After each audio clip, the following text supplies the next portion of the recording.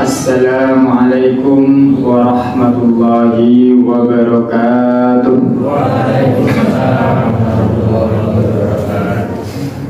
Alhamdulillahi rabbil alamin haqqa hamdih. Asyhadu an la ilaha illallah wahdahu la syarika lahu syahadata 'abdih. Wa asyhadu anna sayyidana Muhammadan 'abduhu wa rasuluhul wafiyyu bi'ahdih. Allahumma salli wa sallim wa barik ala habibina Muhammadin wa ala alihi wa azwajihi wa ashabihi, amma ba'd. Ila hadratil kurama, dumateng para bapak, para ibu, mas-mas, mbak-mbak, adik-adik sedaya ingkang rawuh wekdal sapunika, lan sepindah semoga kita tansah ngaturaken puji saha syukur dhateng Allah Subhanahu wa taala ing pundi dugi wekdal sapunika kita sedaya tasih pinaringan pinten-pinten nikmat sehingga kita saged kempal, saged ndugi wonten teng mushola Al-Ikhlas nglampahi salah satunggal kewajiban kita sedaya inggih punika nglampahi salat subuh kalaksanakaken kanthi berjamaah. Kaping kalihipun selawat salam kita tansah katuraken dumateng junjungan kita Baginda Muhammad sallallahu alaihi wasallam ingkang mugi kita sedaya ingkang rawuh kilometer dhateng sedaya anggota keluargi teng pundi kemawon tansah dipun aku dening Rasulullah minangka dados salah satunggal umat beliau yang berhak nampi syafaatul uzma bidang yaumil qiyamah. Amin. Bapak Ibu yang dirahmati Allah, kita sapunika sampun lebet teng dinten yang ke-23 ya Pak, ke-23. Artinya kita sedaya sampun lebet teng 10 dinten terakhir, dimana ketika masuk 10 hari yang terakhir Rasulullah punika gadah napa jenenge ada. Karena Rasulullah sallallahu alaihi wasallam idza dakhala al-ashrul awakhir, Rasulullah ketika masuk ke 10 hari yang terakhir di bulan suci Ramadan, syadda mizarah, Rasulullah punika ngencengno sarunge Pak. Ngencengno sarung itu boten pan dimaknai secara dohir. Wah berarti sarungku tak sabui, tak talengi rapiat, perlu bendrat, belum kenceng ya. Boten ngoten. Niku basa kinayah. Kinayah niku satu kata yang punya dua makna. Dua-duanya boleh dipakai. Mata niku pengertian kinayah. Maksudnya Rasulullah mengencangkan perut, ya Pak, mengencangkan perut, mengencangkan sarung punika napa? Artinya Rasulullah Shallallahu Alaihi Wasallam menjauhi tempat tidur. Jenengan nak film kok butuh sarung niku biasanya sarungnya jenengan kencengin apa kendoni Pak? Kendoni ya. Nah mereka kali ibu ya, itu kendoni. Nah maksudnya apa kalau Rasulullah mencengi sarungnya? Artinya beliau menjauhi tempat tidur. Bahkan hampir-hampir beliau tidak tidur ketika masuk 10 hari yang terakhir. Ngaten. Demikian pula beliau tidak menggauli istri-istri beliau. Meskipun tadi disampaikan oleh adik siapa tadi pembaca Al-Quran, uhilla lakum lailatas syiyamir rafasu ila nisaikum. Poso Ramadan itu nak bengi ya oleh sing duwe pasangan kumpul karo pasangane mboten napa-napa. Meskipun boleh Rasulullah kok mlebet 10 hari yang terakhir niku kaya-kaya pun mboten mulai-mulai garwa-garwanipun. Sawi bener-bener dikencengi. Beliau kemana? Teng masjid nglampahi iktikaf. Ngoten Pak. Nah jenengan kan nggih ngadoi bojo ngadoi tempat tidur tapi teng pundi Pak? Teng warung kopi ya. Dari kaca sithik ya. Padha-padha ngadoi kan mawon. Yang sepeda ngoten ada Rasulullah kok masuk 10 hari yang terakhir beliau mengencangkan tali ikatan sarung beliau. Kemudian wa ahya lailah. Beliau menghidup-hidupkan malam-malam 10 hari yang terakhir niku. Meskipun secara fitrah waja'alna laila libasa didadekno bengi iku kanggem istirahat. Tapi Rasulullah nak pun lebet 10 dinten terakhir kaya-kaya malah mboten istirahat. Bahkan beliau melakukan itu semua bukan hanya untuk diri beliau sendiri. Wa aiqadha ahlah. Beliau gugah membangunkan seluruh anggota keluarganya. Sayyidina Ali kali Sayyidatina Fatimah Zahra digugah. Ayo nduk, ayo nang dokanginan. Boheman juga kan turu. Kiwai duduman masjid. Ngoten Pak. Digugahi sedang. Kersane napa? Sareng-sareng teng masjid nglampahi i'tikaf. Ganjarane wong akeh. Lah sebab napa Pak 10 hari yang terakhir ngoten niku Rasulullah seakan-akan sangat antusias, sangat semangat sebab Rasulullah nanti bersabda taharrau lailatal qadri fil ashril awakhir min Ramadan. Gule ana Lailatul Qadar kuwi ning ngene 10 hari yang terakhir. Bahkan lebih spesifik lagi Rasulullah bersabda taharrau lailatul qadri fil witri minal ashril awakhir min Ramadan. Boleh ana Lailatul Qadar ning malam-malam ganjil di 10 hari yang terakhir dari bulan suci Ramadan. Ini pun lebih ya Pak. Pramila saking punika Bapak Ibu, sebelum berlanjut wonten istilah punika nuzulul Quran. Wonten istilah meneh tanzilul Quran. Wonten istilah meneh inzalul Quran. Kula panjenengan sami dipun paringi ngertos paringi pirsa bilih Lailatul Qadar menika malam diturunkannya Al-Qur'an kan ngoten nggih Pak. Inna anzalna fi Lailatul Qadar. Kami turunkan Al-Qur'an di malam Lailatul Qadar. Dan jarine Kanjeng Nabi Lailatul Qadar niku 10 hari yang terakhir. Lah kok nek mlebet dina ke-17 padha merayakan nuzulul Quran. Ngudune Al-Qur'an niku pripun maksudnya? Pripun Pak? Nate terngiang-ngiang ngoten mboten? Dari 10 hari yang terakhir ke tanggal 17. Nah, pramila yang punika kedah dipuntenaken bilih ketika Allah Subhanahu wa taala berfirman inna anzalna betul lafaz anzala yunzilu. Niku artinya napa? Allah mandhapaken Al-Qur'an niku 30 juz sekaligus. Saking pundi? Saking Lauhul Mahfuz dugi teng Baitul Izzah langit dunia. Lah niku sing diarani Lailatul Qadar. Turunnya Al-Quran sekaligus satu Quran penuh. Nah ketika Allah berfirman inna nahnu nazzalna dzikra, kami menurunkan ad-dzikra maksudnya Al-Quran. Betul lafaz nazzala yunazzilu artinya Allah menurunkan secara bertahap-tahap. Saking pundi? Saking Baitul Izzah kagem Rasulullah sesuai dengan kebutuhan beliau. Nah, jadi yang dimaksud Lailatul Qadar menika Allah menurunkan sekaligus dari Lauhul Mahfuz ke Baitul Izzah, sedangkan nuzulul Quran menika Allah menurunkan dari langit dunia ke Rasulullah perantara lewat malaikat Jibril. Dan itu pertama kali Rasulullah nampi wahyu tanggal 17 Ramadan. Pun paham ya? Semacam jadi mohon boten usah bingung mulai. Jadi ketika Rasulullah SAW beliau ningali keadaan umatnya, lah umatku waktu ini lebih minum khamr, kadang bapaknya sedo, kemudian ibunya dinikahi, itu zaman ini biasa. Kalau punya anak perempuan dibunuh hidup-hidup, dikubur, karena Sayyidina Umar pernah melakukannya. Maka Rasulullah secara fitrah, secara naluri menolak itu semua. Kok ini biar rusak? Tapi saya belum punya tunjuk. Bagaimana ini dalam hati nurani gak seret, tapi belum punya petunjuk. Maka beliau menyendiri, mboten kiat ningali keadaan yang semacam itu. Beliau menyendiri madosi gowo teng dalam gunung Jabal Nur. Beliau ke sana mencari gua yang namanya Gua Hira. Jenengan datang Gua Hira mungkin nak riyen niku saking Gua Hira jenengan ningali Ka'bah niku ketinggal. Tapi saat ini pun ketutup gedung-gedung, mboten ketinggal Ka'bah, tapi Masjidil Haram itu saya ketinggal.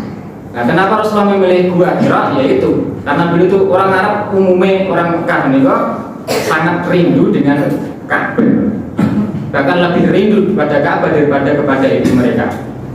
Yang Quraisy menikah setiap kali mereka berperang atau berdagang di luar negeri, kemudian pulang, itu sing ditemoni riyen niku mboten kok keluargane mboten. Teng Ka'bah iki tawaf, kemudian nembe wangsul teng griyane piyambak-piyambak. Saking cintanya mereka kepada Ka'bah. Rasulullah gimana? Secara fitrah sangat mencintai Ka'bah. Maka mencari tempat ibadah nggih sing iso ngerti Ka'bah. Ngoten. Maka di suatu malam ketika Rasulullah sedang bertahanus, menyendiri, mengangen-angen, memikirkan apa sih kehidupan yang benar itu seperti apa. Tiba di malam-malam gelap di atas gunung tanpa seorang pun teman, beliau kedatangan seorang makhluk dengan sosok manusia yang tinggi besar, putih, resik, bercahaya. Sinten niku? Jibril alaihissalam datang dengan wujud manusia. Di tengah-tengah kesepian seperti itu, si Jibril bengok, gembul. Iqra ya Muhammad, mat. Nang dulu gua suaranya menggema. Ayo dia menggema, sami malam lah. Sedua cok. Jadi Rasulullah kaget lagi sapa. Maka di tengah kekagetan, di tengah kegemetaran beliau tetap menjawab, "Ma ana biqari." Aku ra iso maca, bukan maca apa. Mboten kok ditilang mboten, malah tambah dikerekep, Rasulullah tambah keringat dingin. Jangan bayangke dalam kondisi semacam itu. Sing asale sepi nyenyet, ujug-ujug ana wong gede dhuwur jenengan dirangkul. Iqra ya Muhammad jenengan disentak. Kaget apa mboten? Rasulullah tambah gemeter ati iki sapa iki? Tetapi tetap dijawab, "Ma ana biqari." Aku ora iso maca, bukan maca apa. Sampai 3 kali, "Iqra bismi rabbikal ladzi khalaq." Waca turunlah itu ayat 1 sampai 5 surat Al-Alaq. Itulah yang dinamakan nuzulul Quran. Pertama kali Allah menerima wahyu di Gua Hira. Maka kemudian Rasulullah SAW setelah membaca apa yang dibaca oleh Jibril, tiba-tiba Jibril hilang, makbut. Sehingga saya padang hilang kena cahaya tubuhnya Jibril, ujuk-ujuk petang meleh, petang dedet, bangkat petang lah bang, salib bentar terus dipateni kan langsung petang dedet, buatan ketinggalan apa-apa. Rasulullah diucap-ucap aku ngimpi tamu, ngimpi kok nyontok, tapi nak nyontok kok kayak ngimpi. Maka beliau khawatir, beliau takut, akhirnya beliau lari, medal saking gua langsung lari ke bawah. Padahal ini kan curang ya, waktu toh. Di suatu riwayat disebutkan andaikan ada waktu sing metongol siji, terus nyandung sambarannya Rasulullah, Rasulullah berundung. Ya secara fitrah manusia itu ya sulit sekali untuk selamat. Tapi mergobot ke sana Allah, Rasulullah lari sekencang mungkin pun enggak nyandung nopo-nopo. Jadi beliau Rasulullah gemeter. Beliau bilang kepada istrinya yang bernama Khadijah, "Zamili, tolong selimuti aku gemeter ini. Aku bertemu sesuatu." Nah, hebatnya Bunda Khadijah langsung dicegal, "Wes Mas, santai mawon. Dengan tiang saya gak ono sing bakal menyalahi panjenengan." Diselimuti, nembe selimutan Jibril dugi meleh teng awang-awang. Menyampaikan firman, "Ya ayyuhal muzammil, he wong sing selimutan, qumil laila illa qalila." Tangi salat, aja selimutan. Rasulullah tambah gemeter, pas sing mireng niku Rasulullah sarasan. Rasulullah medal teng ngajeng griya ningali langit, Masya Allah langit punika kebuak dengan satu makhluk sing jenenge Jibril. Jibril datang dengan wujud aslinya, dilihat dari timur ke barat, utara ke selatan, kebuak karo awake Jibril. Betapa besar tubuh Jibril ini. Ngawang makhluk tengah-awang, suaranya menggelegar meluai petir. Dengan kok melampai ngoten niku pripun? Pedhot napa boten jantung? Niku Rasulullah. Maka Rasulullah pernah bersabda, "Wahyu disampaikan padaku itu ada 3 cara. Kalau kalian itu Jibril teko lewat mimpi terus aku diweki wahyu. Kemudian bangun itu saya ingat semuanya itu terus saya sampaikan. Itu cara paling saya sukai. Kemudian kadang-kadang Jibril datang dengan wujud seorang manusia, seorang laki-laki menyampaikan, mengajarkan wahyu kepadaku. Atau yang ketiga, kadang Jibril datang dengan wujud aslinya seperti suara lonceng, dan itu yang paling berat saya rasakan. Ya kalau lonceng suaranya temu langit ini, Muhammad mat saking menggelegarnya. Kembali lagi ke tadi, kita disuruh mencari Lailatul Qadar oleh Rasulullah SAW di malam-malam ganjil 10 hari yang terakhir pada bulan suci Ramadan. Lah sebab napa Lailatul Qadar kena madosi? Sebab bobote Lailatul Qadar itu meskipun 1 malam saja niku langkung saya timbang 1000 bulan. 1000 bulan itu pinten tahun, Mas? 83 tahun ya? Kalau nanti itu 83 langkung sekawan, 83,4 bulan. Padahal Rasulullah itu mendikaakan akmal ummati bainas sittin wa sab'in. umure umatku itu rata-rata antaranya swidak tekan 70 niku mate Kanjeng Nabi. Lah kok kula sami panjenengan niku saged nglampahi kesaenan teng Lailatul Qadar, kok nepati Lailatul Qadar niku kaya-kaya luwih apik timbang 1000 wulan. Lebih baik dari seumur hidup kita di dunia ini. Ngaten nggih? Para mila Rasulullah nate criyos dhateng para sahabat critakno. Nabi ku macam-macam. Ana sing umure dawa tapi umate sithik. Bahkan ana sing mati mung 100 padahal umure itu ratusan tahun. Bahkan ada 950 tahun. Nabi Nuh gitu. Ana sing umate mung 10 gelitir. Bahkan ada yang umatnya itu hanya 1 orang saja. Bahkan ada yang tidak memiliki 1 umat pun. Nah aku meskipun umurku paling sithik tapi bakal umatku paling akeh. Fa inni mukasirun bikumul umam yaumil qiyamah. Mangkane aku bangga karo jumlahmu sing akeh sak nang dina kiamat. Tak pamerno karo nabi-nabi liyane. Iki lho umatku pirang-pirang. Maksudnya pripun? Monggo bapak-bapak nambah napa, Pak? Nambah lari. Jenengan niati aku pengen banggaan Rasulullah kan ngoten nggih. Nah niku nek jenengan niati ngoten ngibadahi aku. Sebab napa? Ngoten niku menapa meneh kok jenengan sing anggar subuh dari akan salat jamaah niku pun ketiten tiyang sae. Tiyang sae niku nek gadah lare kathah, ya insyaallah sae dididik kanthi sae. Jadi jenengan lebih berhak mempunyai banyak anak timbang yang tidak mau sholat. Ngoten nggih. Rasulullah sallallahu alaihi wasallam lah no nabi ku sing jenenge Sam'un al-Ghazi. Mesti jenengan nate mireng tahun ini. Sam'un al-Ghazi niku nek ditulis teng basa Latin dadi Samson. Nggih nate mireng nggih. Mangane nonton film Bollywood nggih. Hollywood apa Bollywood? Sing Amerika niku sing apa? Hollywood. Sing Hollywood niku film judulnya The Samson. Bahkan di Indonesia nggih wonten film Samson nggih. Samson Betawi. Di gambarake Samson punika sakti mandraguna. Awake rosa ora tedes keris, ora tedes gaman. Pancen ngoten niku mujizate Nabi Sam'un al-Ghazi. Beliau diberikan kekuatan yang luar biasa oleh Allah Subhanahu wa taala. Bahkan beliau berperang bertahun-tahun tidak pernah kalah. Padahal senjatanya itu hanya satu. Berupa kapak dari minlihal jamal, dari tulang rahang unta. Tapi itu dados ujian. Sebab napa? Teng riwayat disebataken rahang untane niku sing wonten untune niku. Setiap kali Sam'un al-Ghazi merasa kehausan, dari situ keluar air, terus dicucuk. Kalau beliau kelaparan kok kepengen makan daging, nah niku tulang rahangnya itu ada dagingnya. Terus diseset, dimasak. Niku ujian. Masuk akal mboten? Ya mboten akal, mboten masuk akal jenenge ujian. Ujian itu enggak masuk akal, nah masuk akal mboten mujizat. Nabi Musa alaihissalam belah lautan itu bukan masuk akal. Laut kok dibelah, banyu dibelah balik kok. Kok iso dibelah, bukan masuk akal. Jenenge mukjizat. Ampun jenengan pikir-pikir piye carane iso ngono mboten saged. Niku khusus para nabi. Sam'un al-Ghazi sapunika diparingi kekuatan sing luar biasa sehingga beliau itu setiap hari berdakwah. Bahkan yang didakwah itu ora demen-demen, Pak. Raja pun didakwah. Raja, niku meskipun kamu berkuasa itu bakal mati. Saat durunge mati kowe mlebu neraka, ayo tobat mlebu Islam. Ngoten. Sing jenenge raja sing terkenal dolim, terkenal lalim, kok dielingno karo rakyat jelata. Mboten nampi, Pak. Terus diutus karo apa jenenge pasukan cekel lah Al-Ghazi.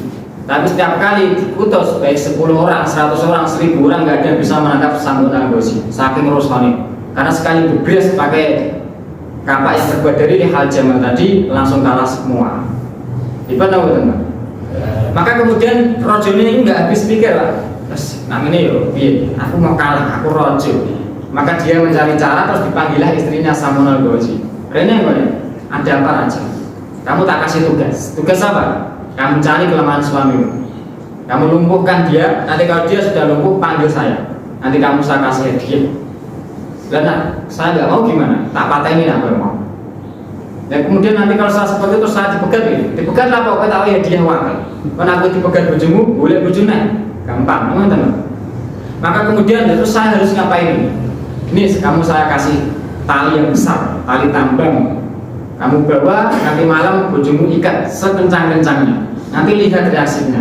Kalau dia nggak berkutik, panggil kami biar kami tangkap. Maka kemudian malamnya ditaleni rapat tuh. Kemudian bangun tidur sama gosi, loh, aku kok talenan ki sapa sing taleni aku? Kata istrinya, kula Mas. Lah aku untuk taleni. Kula niku miring-miring turun jenengan udah ada kekuatan luar biasa. Saya ingin menguji. Uli Tuhan jadi bangga, aku pengen menguji kamu. Bisakah kamu lepas dari ikatan ini? Oh gampang. Kamu lihat, Bismillahirrahmanirrahim, sekali sendal kan langsung putus. Padahal tali gadung, tali tambang yang besar-besar itu. Maka kemudian dia laporan ke raja. Dia hanya sekali gebes langsung pedot kabeh piye.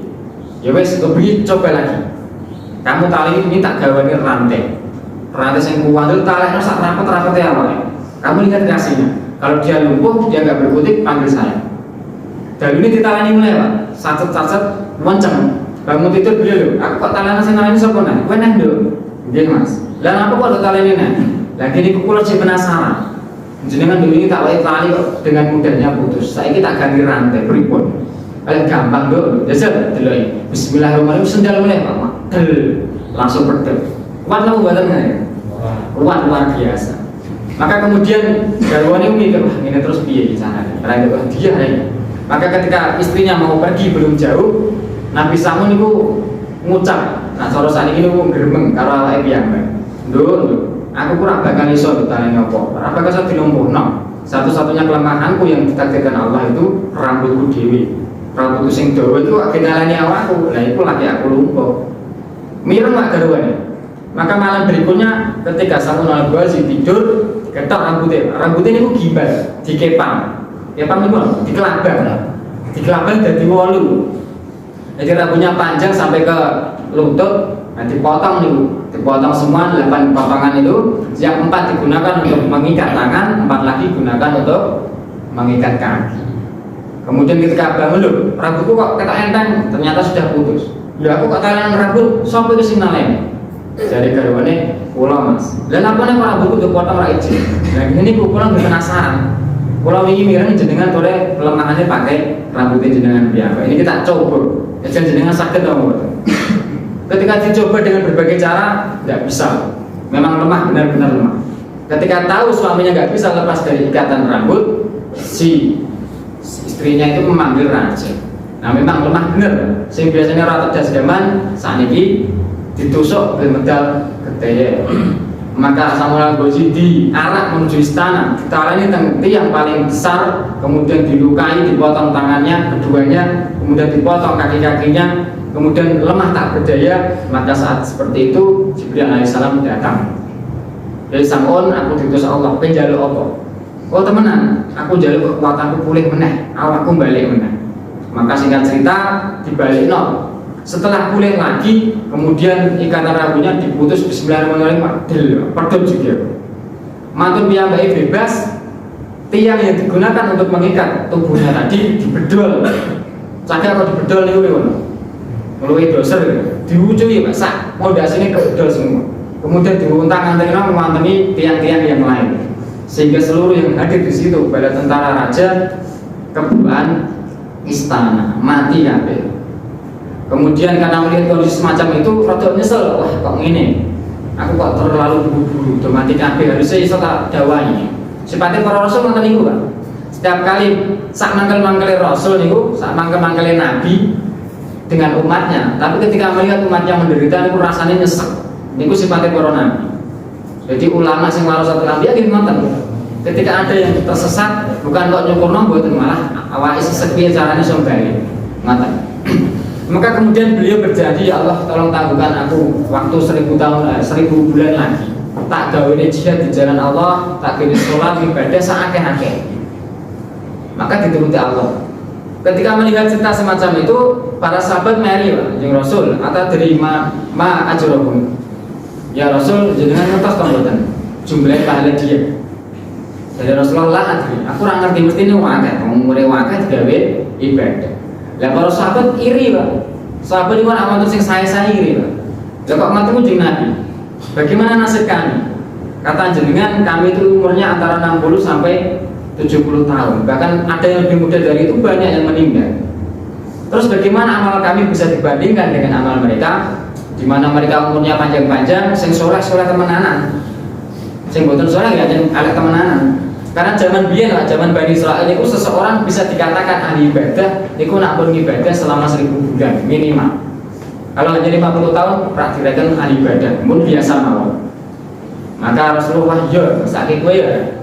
Maka tibalah Jibril alaihissalam membawa firman Allah, inna anzalnahu fi lailatul qadar.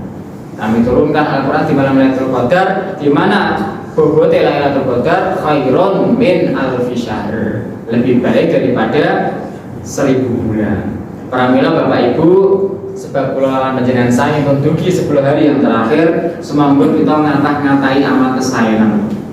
Nah, perlu jenengan target saben dalu khatam 1 kali. Saged apa mboten? Bukan saged gitu. Nah, untuk saged deh. Minimal jenengan misalnya aku pengen ngaji Mas, pengen mau etika, tapi nyatanya aku anak gue uang, budak, pemene wayang bodoh niku garapan akeh. Aku ora duwe waktu Mas, piye carane Mas? Mosok aku ora oleh ibadah. Mun gampang jenengan dherekaken dawuh Rasulullah, suratul Ikhlas ta'dilu sulusul Quran. Surat Al-Ikhlas menika bobote kaya dene sepertelune Al-Quran. Jadi minimal jenengan itu sibuk banget harus dilakukan dan tidak bisa ditinggalkan. Monggo maos Al-Ikhlas ping 3.